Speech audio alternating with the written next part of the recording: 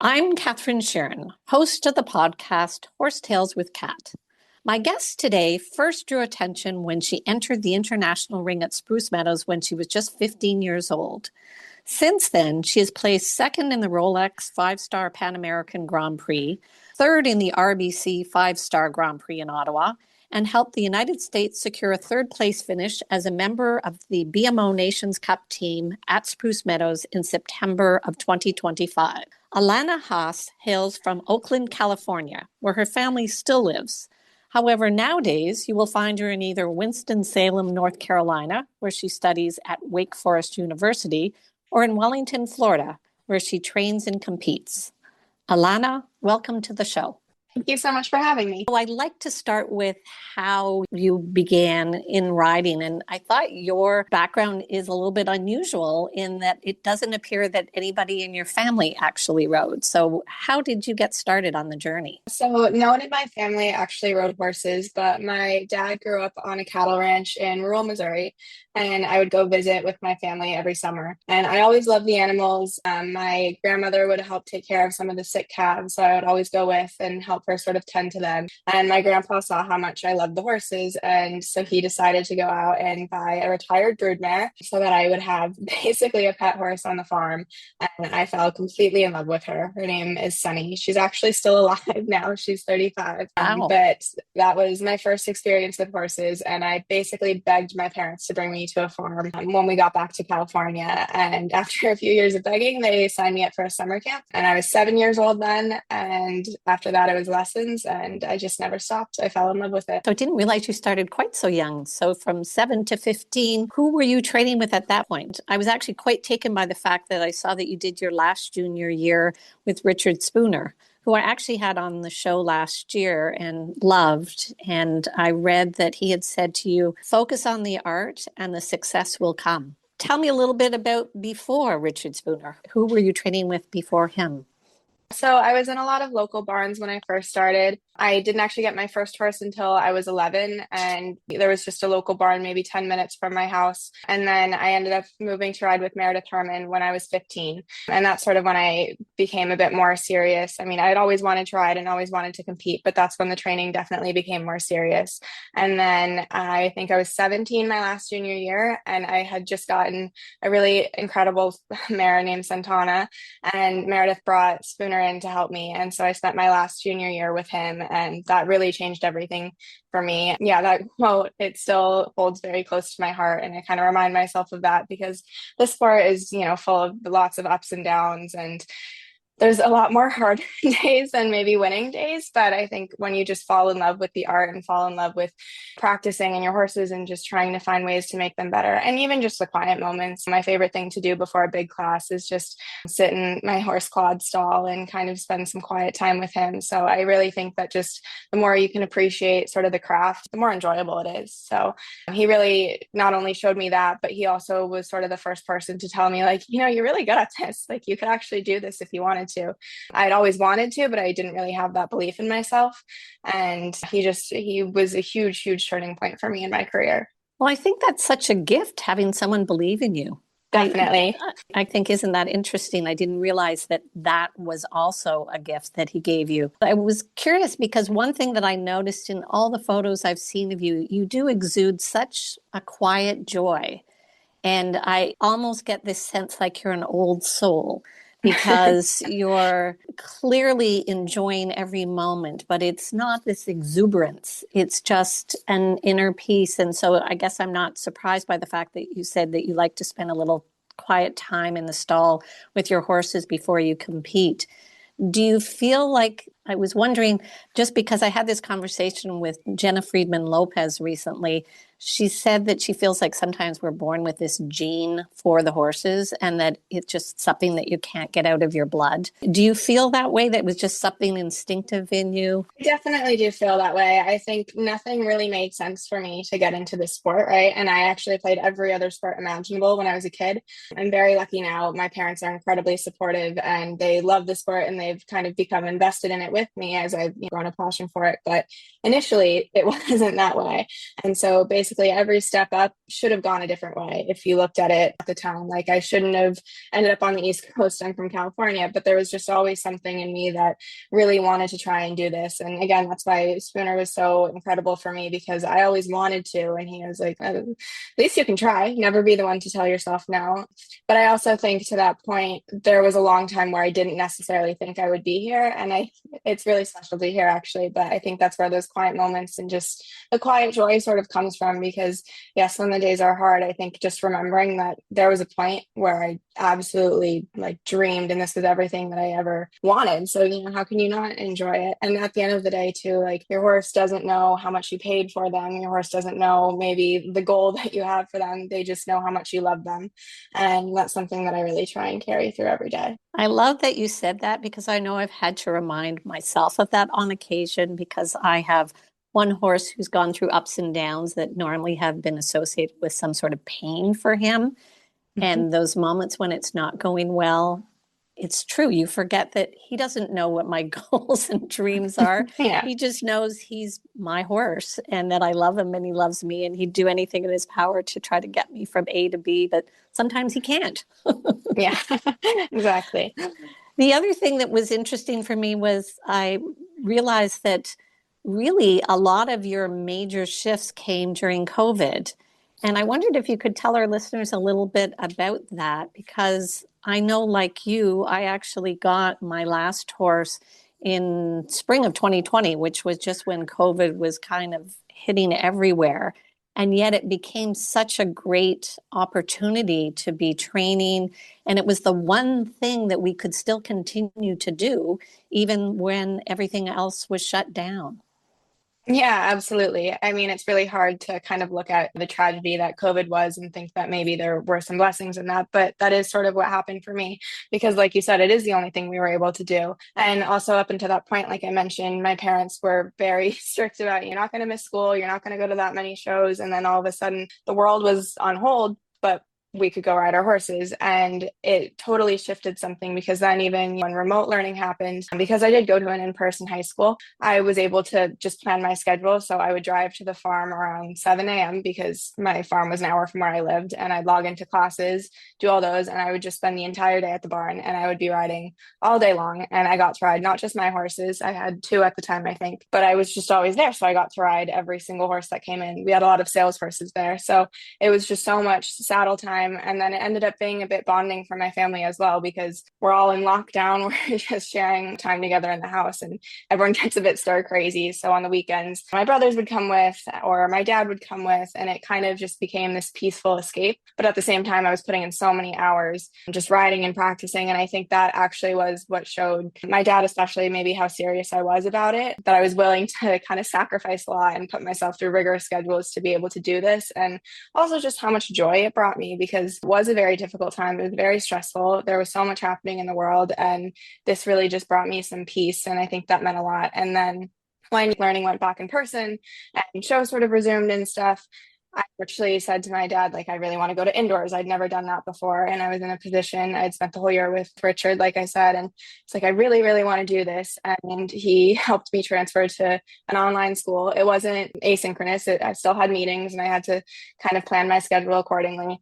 But none of that would have been possible had COVID not happened. I never would have been able to do remote classes. I never would have been able to do indoors or come to the East Coast or any of that. So, like I said, it's a bit hard to look at such a tragedy and say that maybe it was a blessing. But at least for me personally, I was really lucky that a lot of opportunities did come about. And even that actually was the same period that I met Spooner because he also had downtime from shows and he was able to come up to Sonoma Horse Park where I was based and give a few clinics. And I actually remember him telling me the story of the first lesson he taught me because I was coming in from visiting my grandparents. My flight was delayed. I was like running super late. I missed the entire first half.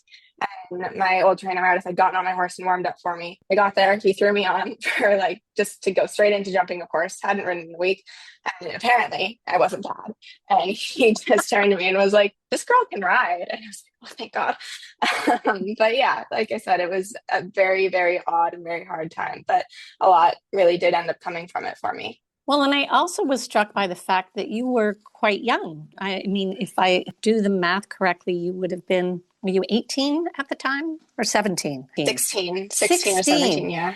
And that was a hard age for young people going through that. And I was struck myself by the barn where I was at, where there were a lot of young women. I found they really had amazingly close friendships with the people that were around them because they really were limited in who they were able to be exposed to. So I feel like how amazing for you to have sort of rebounded from that. And as you say, it was such a tragic event, and yet there were small blessings that came from it like that. Would you say that it has made you very close to the people that you ride with? Because again, when I see pictures of you captured, you're usually just looking very bonded with the people around you. And I wondered if that was something that came again out of COVID. Stay with us. We'll be right back. This episode is brought to you by the international law firm of Cooley LLP. Clients partner with Cooley on transformative deals, complex IP and regulatory matters, and high-stakes litigation. Cooley has nearly 1,400 lawyers across 19 offices in the United States, Asia, and Europe, and a total workforce of more than 3,000 people. Our connection to the law firm comes through Cooley partner and jumper rider Cullen Drescher, who competes in the high amateur and Grand Prix levels, in addition to leading Cooley's business restructuring practice from the firm's offices in New York City. Yeah, it was a bit of a different time frame actually. I had two very close friends who I rode with during COVID, but I'm actually the only one who continued to ride. And then when I moved to the East Coast, I had to make entirely new friends. I didn't know anyone out here. And I feel really, really lucky. I have made some incredible friends for life out here. And it's also really special to be in Wellington because you meet so many people who, like you said, have this horse bug and who care about the same things. And we all kind of have common goals and ambitions. And while I didn't necessarily have those friends during COVID, I did have a couple of just very close, normal, happy, hardworking, intelligent friends that pushed me and made me want to be better. And it's kind of funny because I feel like we each sort of had something that was ours that we were good at. One did cross country and she also rode, obviously. Like one was just like the smartest girl. And then I really enjoyed the horses, obviously. And we each kind of went down our own paths, but they would still be very close friends to me. And even though I don't get to see them maybe as often as I would like to, because life is crazy and we're all traveling and in college and all of this, but those would definitely be friends that I've made for life. And yeah, I think anytime you go through something difficult, especially like COVID was, it sort of just bonds you for a long time. So I do have very fond memories. Again, as odd as it sounds, but I have some very fond memories from that time. Understandably. I wanted to shift gears and talk a little bit about your studies because I know you are doing environmental and sustainability leadership in Winston-Salem, and just wondered, how did you choose that path and how do you balance school and riding? Because that is a big undertaking. I think the greatest inspiration in my life is my dad. I think he has accomplished so much and he's worked so hard at everything he does. And just the person he is, the dad he is to me and my brothers, the husband he is to my mom, he really inspires me. And he works in renewable energy. He's been in that field for almost 40 years now, I think. And he was sort of a leader in that. Started with wind farms and now does solar and everything. And he actually started an organization when I was a few years old called Alliance for Climate Education, which has since rebranded and it's now actually called Good Power. And there's two sections and that's sort of a whole thing. But I just saw how passionate he was about educating kids about climate change and about making a difference. And it was never selfish. It was like, I want to have a place for my kids to live and to live happily and so many beautiful things in this world. And I want them to be able to experience that. And he took something he was passionate about. He saw an issue and a cause and he built a really incredible life, he and my mom together, based on something that they thought was really important. So that's sort of what first got me interested in sustainability. And then I kind of had to look in the mirror because my dad is the smartest person I know. And he studied aerospace engineering and he taught me math like in high school. And I'd cry at the kitchen table he taught me, but he's so smart. And I wouldn't necessarily have the engineering knack. I'd be much better at writing and sort of logistics and that type of thing. And I'm good at math, but I was like, okay, I want to make a difference in this. How do I do that? Because I also feel like I'm in a position of immense privilege in that, my dad had to work very hard and get scholarships to go to college, and so many people do. And I'm fortunate enough to be able to do college and at a great university while pursuing something that I love. So I've sort of just always felt this responsibility to do something with that. I don't want to get a degree just for it to sit there. And also, if I'm putting myself through all of this back and forth, I want it to mean something. So essentially, when I started college, I'd look at like, this is an issue I care about. My dad has raised a lot of passion about this subject for me, and how do I do something with that? So in studying sustainability and sort of leadership focused, helping me put all of that together and figure out what I am good at and where I would like to take that. I would love to do a few initiatives to help make the equestrian world more sustainable. I've also definitely found an interest in our Good Power organization. So yeah, there's definitely a few different things there, but balancing it all is challenging. I won't lie on that front. I really enjoy the summers. But I feel lucky to do it. Both of these things I dreamed of at one point. I always wanted to go to a great school. I always wanted to ride. So the fact that I get to balance both, I do feel very lucky for. And that's what I try and remind myself of when I'm stressing out over an exam or getting into show late. But I think as far as the school front goes, it's a lot of communication with professors. I like to meet with them at the beginning of the semester and just let them know what I'm doing. And I have to miss a lab class. That's just the reality of it. But letting them know that it's for a reason that's important to me and not just sort of blowing it off. And then also just accepting that my social life at school is quite limited. When I'm there, I have to be in the library. It does make you very good at managing your time, because I've always gotten advice, to compartmentalize. And when you're there, focus on school. And when you're here, focus on the horses. But the reality of doing both of these things at this level is that you can't do that. There's times when I'm at school that I have to be on the phone about something happening with my horses, or I need to be available and kind of making a plan in my mind, or just be ready to compete. And then also my classes are very rigorous, and so I need to be working on them when I'm here. So it's a lot of balancing. Some days feel better than others, but I really just try and find a few moments that are peaceful. And I think that's also with my horses. When I do have those moments to like sit in Claude stall or something like that, it kind of just brings me back down to earth. And I'm like, okay, I will get all of this done. Like, this is a great place to be in. But yeah, it's definitely a challenge. Well, I love that you shared the logistics, because I think it's important for listeners to hear that, because I feel nowadays most amateurs are juggling something along with a horse. Often it's work. And I think sometimes to the outside world, it looks like it's so easy for someone at your level, and that it's all unicorns and fairies. And the reality is, as you said, to your point, that you do make sacrifices. So you maybe aren't living the full university life because you don't have that time socially. And I heard that also from Cullen Drescher, who was a guest, who's a lawyer. And so for her, she's laser focused on her law practice when she's there. And then she tries to be laser focused on her horses when she's riding. I can appreciate what that means for you. The other thing is, I was actually also thinking to myself that your father was clearly really ahead of his time if he started a sustainability company and project 40 years ago, because it really wasn't even on the table at that point. So I love that that's something he's been able to bring to you and your family, and that he's inspired that with you, because it seems like nowadays all the challenges with climate change are so much bigger and so much more real than they even were 40 years ago. Where do you see it going in terms of, I guess, your particular career? Because as you said, you're studying leadership, and so I can understand you'd like to be a leader doing something with sustainability. But what would that look like on a practical level? I think that's a question that I find myself trying to answer a little bit more each day. I graduate this coming year, so I have a bit of time on that front. But obviously, I also am very serious about my riding career, and I want to go to the Olympics. I want to jump every major championship. I want to be an asset to the US team. But I also, like I said, do feel this responsibility to do something with my degree. And as I said before, trying to figure out what am I best at? How can I be most useful to this crisis? And the work that we do at Good Power is essentially trying to make communities more sustainable. And that can mean a lot of different things. That can mean better access to water, better access to food, cheaper energy, because renewable energy does end up being more economical in many cases.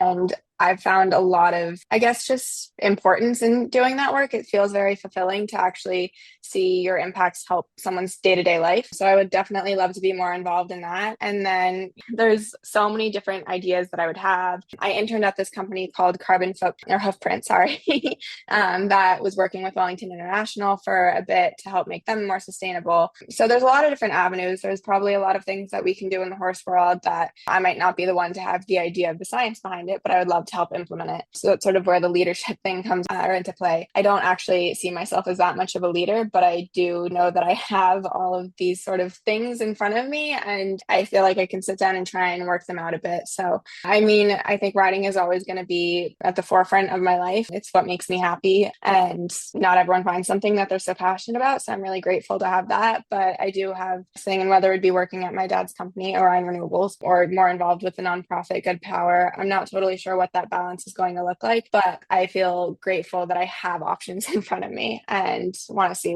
how it can be most useful. Well, I'm impressed that even at your age, you're that directed, because it is a lot to be considering at this point and with all that you're doing. I wanted to shift gears back to your horses. And first off, I wanted to talk about your debut in Spruce Meadows at the age of 15, because I can tell you I got to go to Spruce Meadows as an amateur when I was 38, and I was blown away by the experience. But we obviously didn't get to ride in the international ring, but they had one class that was like a Nations Cup for amateurs, and we got to ride in the Meadows on the Green ring. And that was probably the highlight of my life as an amateur rider. So I'm wondering, what was it like for you at 15 to be in the international ring at Spruce Meadows? So I actually just went to visit Spruce Meadows for the first time when I was 15. I was able to ride a horse in the meters in the Chinook ring, but I actually just got to see the international ring for the first time. And that was enough to sort of light this fire under me of like, oh, I really want to do this. And I remember on that trip, my whole barn went, me and some friends, because there were a few people who were older than us, better than us, frankly, who were actually jumping and competing. So we got to go for a weekend to watch. And I remember watching Natalie Dean win the U25 Grand Prix in Meadows on the Green, and the national anthem was playing, and there were all these people there, and had just spent the whole day watching horses jump over massive jumps in an insane arena. And that was one of those moments that I was just like, I want to do this. I want to figure out how to do this. And so then I went back when I was 18, the summer before I started college, with two mares, and I think I jumped mostly meter 40 or so. And then I went back the following year with my trainers at the time, Alex and Andrew Wells, who were incredible to me also. But that was also just like the next step up, and I was jumping a few 2-stars in my first 5-star meter 50 classes and everything. And then the following year, I was able to go back with my now partner, Claude, and just to go in that international ring. And I jumped my first 5-star Grand Prix that summer as well. And then he was second in the following 5-star Grand Prix during the Pan American week. And it just felt like such a full circle moment of that was the first place that I actually got to see like proper show jumping, or maybe understand what it was. And it was just so encompassing. And I really just knew that I wanted to be able to try and do it. And it just became my whole world. And so actually getting to go back, and even this past summer, getting to go back and do that, it's magical. Like riding under the clock tower, always a bit daunting because Spruce is intense and it's very hard, but there's nothing quite like it. And I think for me, just being able to come back and compete and then come back and actually be successful, it was just a very, very special moment. It's full of very special moments, but just it really meant a lot to me to be able to do that.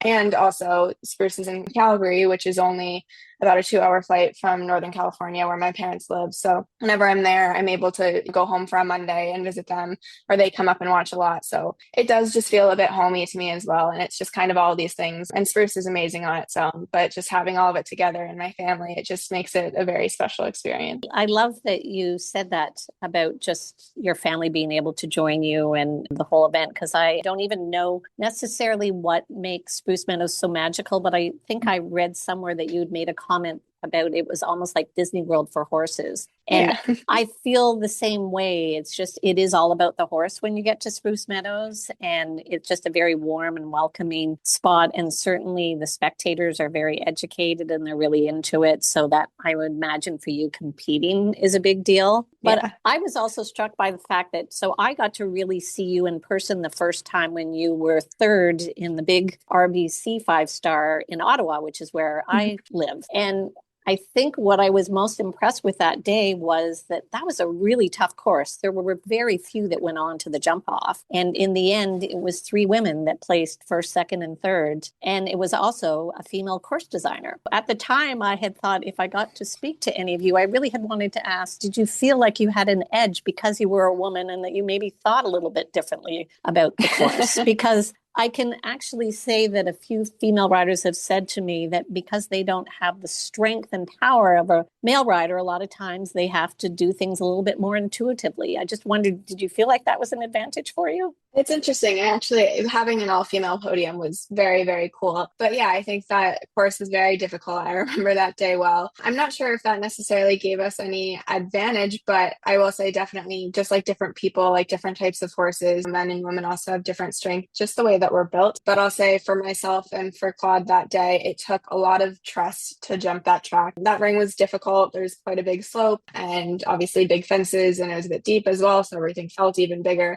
And I think it was just having to sort of, for myself at least, like take a deep breath and have a bit of composure and be like, I know how to ride this horse and I know how to do all of these things, and to just be a bit calm about it. And maybe that's the advantage because our sport is difficult, obviously, and a lot of decisions you have to make rapid fire and react quickly and so many things, but you also have to do so calmly. And Claude particularly is very, very sensitive, and everything that I do has to be sort of nice and in a way that he understands and he likes. So I think going into that class, I just was trying to be as calm as possible with him and not think so hard about what a difficult course it was. I think I watched 2 before me, and one stopped at the water and the other one retired. And I was like, I'm not watching anymore.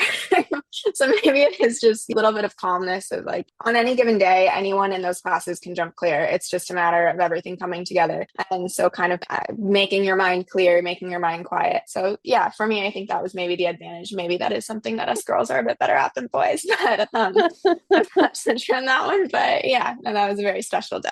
Well, and I wondered if that really set you up for Spruce Meadows, because Ottawa is on grass and Spruce Meadows is as well. And I was struck by the fact that you had 2 clear rounds in the Nations Cup at Spruce Meadows representing the United States. And I didn't know, was that your first time representing the team, or had you represented the team before? So that was my first time representing the team at the 5-star level. I had jumped quite a few 3-star Nations Cups. Actually, not quite a few. I jumped 2. But I jumped Caledon earlier that summer, and Claude was clear and with the time fall in the first round, and then clear in the second round. And then I actually had 2 down the first round of the Masters, and then I was clear the second round. And Dara Kenny is my coach and mentor, and jumping the Masters was definitely my biggest goal for last year. And so once we found out that I was on the team, we sort of tweaked our plan a little bit, because obviously I'd spent the whole summer up at Spruce, and then our plan was actually to jump the 5-star Grand Prix in Michigan. And once we found out I was on the team, he was like, I think it makes more sense to go to Ottawa. It's on grass. It's sort of a similar atmosphere to Spruce, and like this will be the last show that he jumps before he goes. So like this makes the most sense for the horse. And I'd say actually jumping clear in that class was the biggest sigh of relief. Because between the end of Spruce, the selection period, being chosen, and then going, I didn't show him at all. He was resting. And so once I was actually selected to finally just go out and jump clear and be like, okay, I still know how to do this. Like we're set up well to go to Spruce. So yeah, it was definitely a big sigh of relief to go well there and just feel like my horse was feeling the best that he ever had. And Spruce, like I said, is always very challenging, and jumping my first 5-star Nations Cup, especially at the Masters, the 50th anniversary, sort of having so much there, but knowing that at least all the pieces were in the right place, and I've got the most incredible team behind me too. So just feeling like all of that was really set. Yeah, it was definitely a sigh of relief and a bit of confidence going into that as well. Well, that was a lot of pressure to be under, and yet you handled it with grace. And how did it feel being on the podium there? I mean, that's a really big deal. Your first time representing the team at the 5-star level and actually delivering as you did. Do you have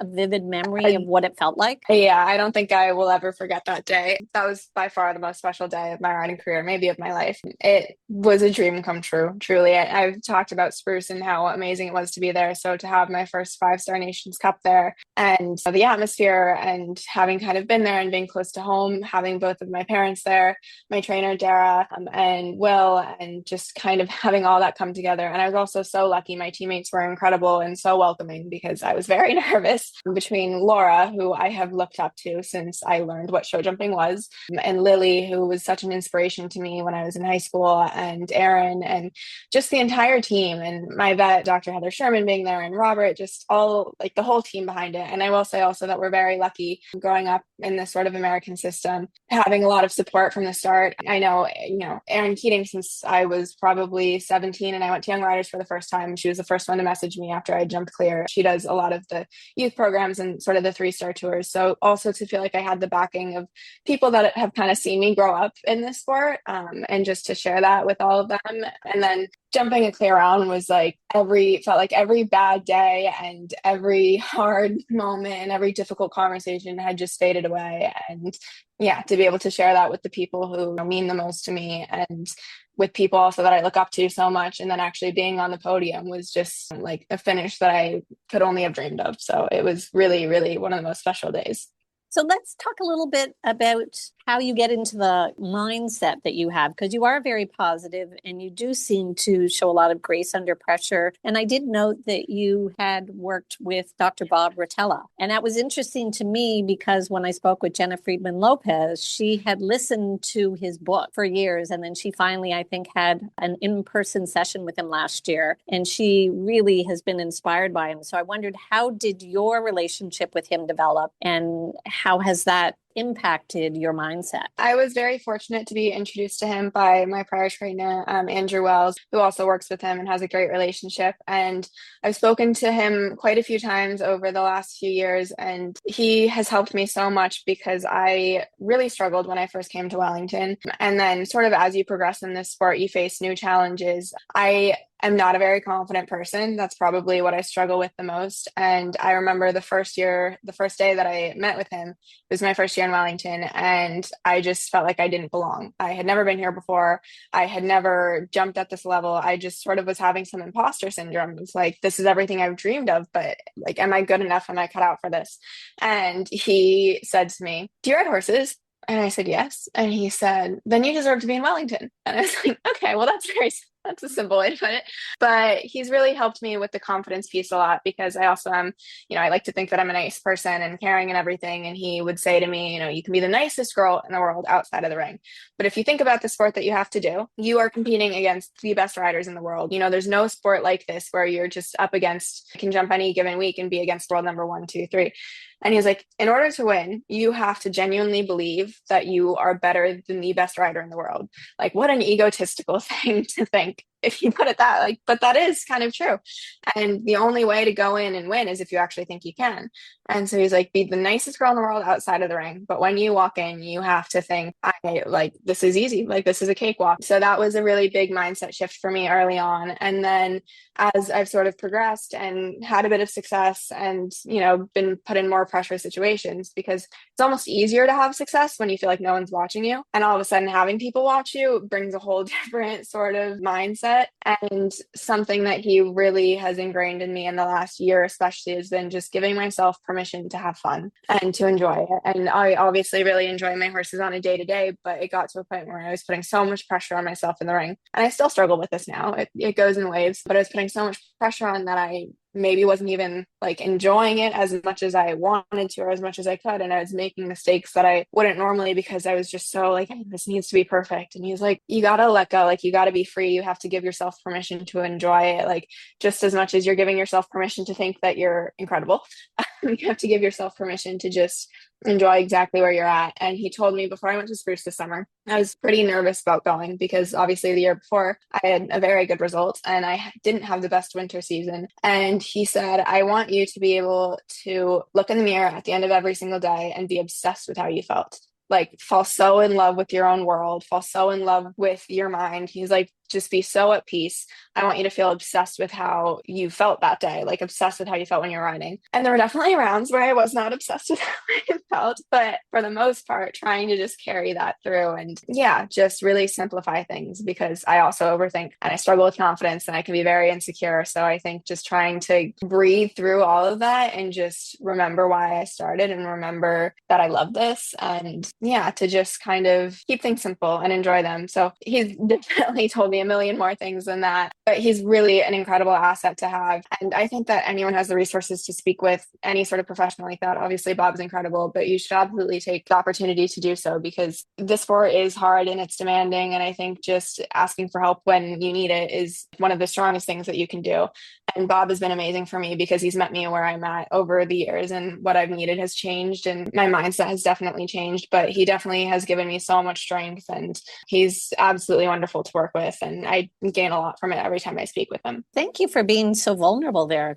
That's real sharing. And I think so many of us do struggle with that component of the brain and the overthinking and wanting to be perfect. And I am struck by the fact that he told you to really embrace the fun side, because my last trainer actually was wonderful in that every time he went into the ring, he'd say, remember, have fun. I think we forget about that some days. Try to be cognizant of that myself, that even when I'm having a rail down, how much joy it brings me to go around that course and just that bond that I have with my horse. So thank you very much for sharing that. I would love to ask you about your mounts, because I know we've talked a little bit about Claude. I know you've also got Og BT Special, you've got Santana, you've got Cullabel, Hero Z, you've got Casino. Tell me a little bit about each horse and where they are at in your world. So I think obviously the most well-known horse that I have is Claude, and he competes at the highest level for me. And that horse is so special to me, not just because of the places he's taken me to, but he really came into my life at a point when I was struggling, and we sort of grew together. And to be able to accomplish so many things that I dreamed of with him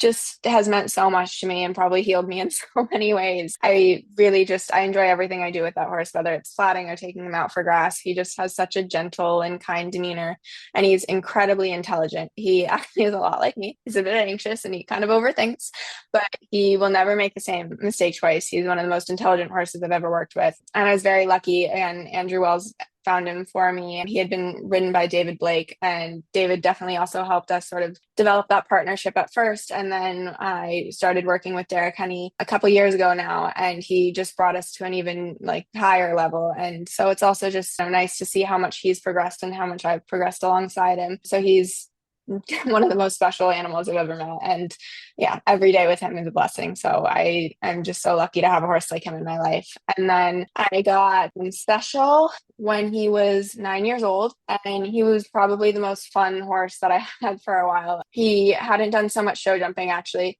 He used to event. And so it was really fun for me to kind of work with him and figure out what worked and what didn't and how he was going to have to go. And I got him and jumped his first meter 45 with him, and then brought him up to meter 50 level. And now we kind of bounce around with that. I use him as a ranking horse sometime. This week I'm actually jumping him in the high amateurs because I wanted to have some fun. I'm on spring break, and he's just a really steady guy. Like anything you ask of him, he's happy to do. He comes up the same every day.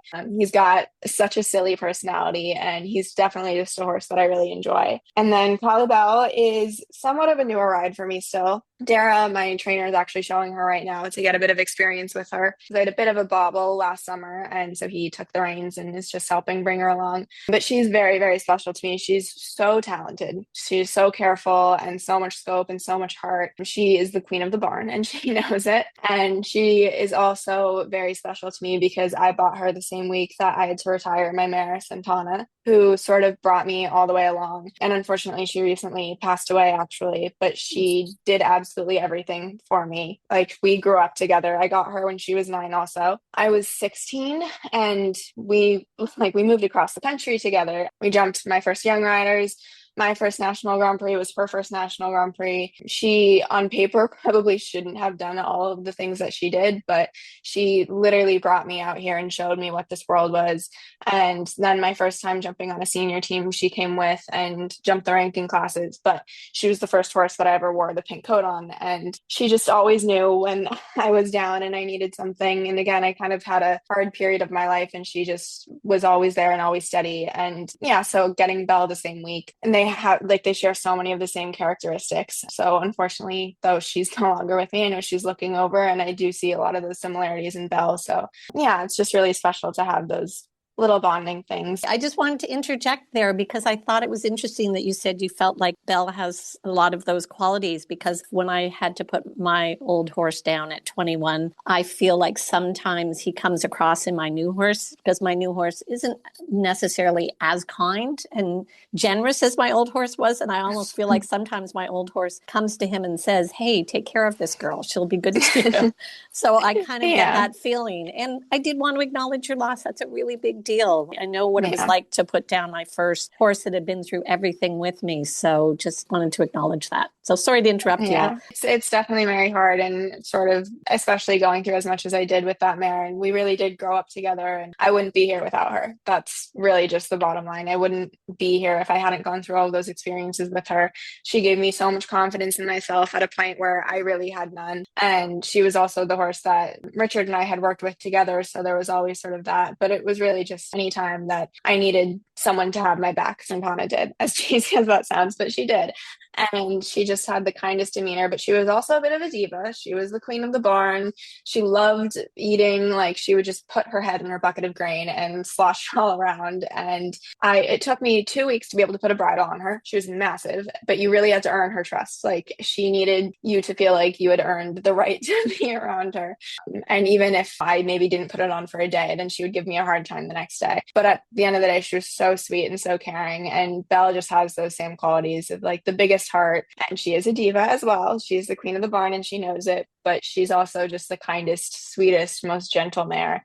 And I'm sure a bit of it is also in my head because they did kind of cross times, but yeah, just both big hearted mares. So yeah, they were very special. There was one more that I think you were going to tell me about, but I Oh, interrupted you. yes. Casino is actually a lease that I'm very lucky and fortunate to be able to have for the year. He is owned by a guy named Peter Shuhai, who competed him in the Europeans actually last summer and has had him basically his whole career. And I sort of needed another horse for the year to jump a few of the qualifiers to give Claude a little bit of a break because he did a lot of heavy lifting last year. And he's such a sweet horse. Actually, I think he's the sweetest of all of mine. I've got a couple that are a bit grumpy with other horses and they all love him. Just it's hard not to. He's so sweet and gentle and he always wants to do his best. And definitely we had a bit of an adjustment period getting to know each other because he's had the same person for a long time and I'm just getting to know him. But he always tries very hard.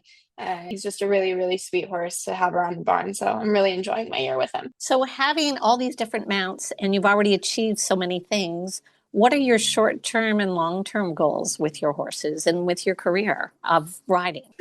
So short-term goals for this year, I would love to jump a few more 5-Star Nations Cups with Claude. We're actually basing in Europe for the summer, which I'm very excited for. I've gone over for a few weeks, but I've never gotten to stay for that long. So I'm also just excited to experience that and hopefully learn a lot. But this year, I would love to try and jump the League of Nations finals in Barcelona with Claude and then just, again, get as much experience as I can in the pink coat. And then each horse, you sort of have different goals, and I have different goals for each partnership.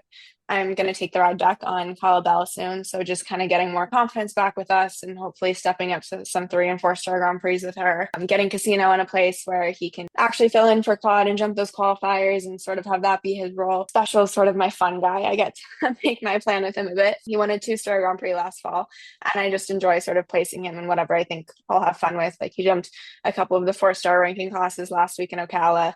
He'll jump the highs this week. You know, it's sort of just fun to play around with that one. And then long-term goals, I would really love to be able to jump the Pan Ams in 2027. That's been a big goal of mine. And I think that the timeline for Claude sort of makes sense. And I would really love to be able to do that with him. This year also, I think the horse deserves to jump Dublin. He's just incredible. And I think that that venue would really suit him. And obviously such a cool show with so much history. So I'd love to do that. And then more long-term, I want to go to the Olympics. I want to be an asset to the US team. Like I said, I want to be a rider that they can call on and want to call on. So there's obviously a lot of steps to getting there, but I'm very lucky the position I'm in right now. And especially with Claude and kind of having the confidence of last year on our back and just hopefully to focus more on some Nations Cups this year and just get some more team experience. And then obviously the goal that everyone wants is to win a 5-star Grand Prix. So I have to throw that one in there, but that kind of falls in with everything else. So Yeah. And is Aachen on your list? Oh, absolutely. Not for this year. We're gonna let the big guys take Aachen this year. But at some stage, absolutely, I would love to go to Aachen. And my dad's family is actually originally from Germany, so it would be very special to be there and have family come visit. And yeah, just a place that means a lot to us. But I haven't actually been to Aachen yet. I would love to go this summer and watch. And I think that would just, I mean, there's so much history there. So many incredible horses and riders have won there. So to ride there would be a dream come true. So will you be based in Ireland for your summer tour or another country in Europe? I'll be basing in the Netherlands. Well, living in the Netherlands, the farm is in Belgium. So yeah, I'm really excited for that. I haven't spent very much time over there, so I'm just excited to go to a few shows and experience life in Europe. Yeah, I think that'll be a hoot. Good for you. I also wanted to know, how have you chosen your trainers? I know some of them have just sort of appeared, as it seems, with Richard Spooner. And then you were with Alexandra and Andrew Wells. Andrew Wells, my apologies. And now you're with Dara Kenny. And how did those choices come about? Because I always am curious when you're developing as a rider, how do you decide where you're going next? So Andrew and Alex was a really natural choice for me. I was just leaving California. I was starting college, moving to the East Coast for the first time. And I had been meeting with a few different people, and there were sort of a few different directions that things could go. And I actually called Richard and I just asked for his advice. And I think I rambled for like 20 minutes before he finally was like, do I get to say something? And I said, yeah, sure. He's like, you should go to the Wells. And that was the best thing I could have done. Like I said, I had a bit of a hard time, and they just gave me a place to feel comfortable again, to feel confident again. They really gave me a home, and I was just coming here. I didn't quite have one over here. And yeah, and their daughters I became so close with too. They really felt like family, and obviously found me some amazing horses, and we had a lot of really great experiences together. And then I just got to a point where I felt like I was ready for a bit of a change. And like I said, there's a lot of things that I want to accomplish. And Dara is such an incredible rider, and he has accomplished so much in his life. And he was also helping my now very good friend Mimi Gotchman, and she had a lot of success with him. And I had watched him train, I'd watched him flat, I'd watched him ride, and I just really admired everything that he did. And when I was speaking to my dad about maybe moving and where I'd want to go, he said, like, if you could ride like one rider, who would you want to emulate? And I said, Dara. And he was like, okay, well, let's start there. And it took a while to actually make the change and everything, because I tend to be very cautious on doing these things, and a bit of patience is required on both fronts, I guess. But even from the first meeting I had with him, he was so kind and supportive and just passionate to want to help me get where I wanted to be. And the last year and a half or 2 years with him have just been a total dream come true. And his system is amazing. I've learned so much, but also just the support that he gives and how well he does everything. If there's something you can take from him, just flatting any horse. Even I watched him help a kid jump a pony around at some point last spring, and you can even take something from that. But he's just so good at what he does. And yeah, I really would consider him like a mentor and a friend as well. And he's become a really important person in my life. So very happy there. I was curious as to how you made these decisions, because I have to admit, as I've interviewed trainers, each one I've found something that I've loved and have thought, oh gosh, I would love to train with you, or even do just a lesson with you. But it's also fascinating because I know the last person I spoke with, who was Norman Delajoyo, he said that it's really important when you pick a trainer that you find someone that aligns with your values. And it sounds like you've done that. So interesting. Again, for someone so young, you seem very wise. I mean that in the kindest way. No, I take it as a compliment. I think that, again, maybe one of the positives of overthinking is I like to think about best case scenario, but also everything that maybe could go wrong. And I do think finding someone with similar values is very important. And also, like, the trainer-student relationship is really important, because some trainers work well with certain types of students. For instance, like, some people need someone to be very hard on them. And for me, no one's going to be harder on me than I am on myself. So kind of having a bit more support, like when we're training, that's different, but going in the ring, everyone sort of needs something different. So I think also finding someone that suits you in that way, I think, take a lot from watching people. And I was lucky enough to watch Dara work for a few years before I ended up actually moving to him. So I felt quite confident in that. And then I think you also do get a bit of a gut feeling when you actually meet with people and talk to them and get to know them. So there was that. And then definitely speaking with my dad, because I think the only person who's more cautious than me with these things is him. So like asking every possible question, just figuring out every different situation. And I think asking all those questions, at least for me, just gives me more peace of mind when I do eventually make a decision, because it's hard for me to do that without feeling very confident. So I think just being able to check off as many boxes of like, okay, do I share the same values? Even things as simple as, do our schedules align? Do our goals align? And then at the end of the day, like, do I get along with this person? Can I have a working relationship with them? And I'm lucky so far that they've all worked out well. So yeah, but I do think there are so many great trainers out there. So it's not like there's no options to choose from. It's just kind of finding what works for you. Mm-hmm. So as we wind things down, because I'm cognizant of you probably have 1,000 things to do this afternoon, what would your advice be to other amateur riders out there, whether they be young or old? What do you feel like is the best advice you could give them, given your own history? Give yourself grace and remember to enjoy every moment. And there will be plenty of moments that don't feel so enjoyable. So I don't mean it and like your horse stops and you have to smile. Like, that's not what I'm getting at. But I mean, that happens and you go back to the farm and you get on another one, or you go sit with that one. Like, there's so many small moments that I think we take for granted. And I think that also the sport is incredibly demanding and it's very difficult. And like you said earlier, so many of us are juggling multiple things, and we're all just doing the best we can. And I think that for a long time, I really felt this need to be perfect. And I definitely still struggle with that. But, even something as simple as acting like, school and riding is easy, and that traveling and being on a plane twice a week is easy, and all this stuff. I think just admitting that things are hard is actually a really great thing to do, and just giving yourself grace. And obviously you still want to be working hard and have discipline, but like, give yourself rest when you need it. And I think when you do that, you do allow yourself to just enjoy it all more. Like, the best piece of advice I got from Richard, like I said, was focus on the art and the success will come. And my dad says to me too, success finds people who work hard and who are kind. And I just think that the more you focus on the process, then actually the good things do find you. So just trying to take the good in every single day, even when it feels hard. And I think that's what makes you happiest in this sport in the long run. I think those were lovely words to share. Thank you, Elena. Yeah. And I would like to thank you so much for taking time out to share with our listeners and with me.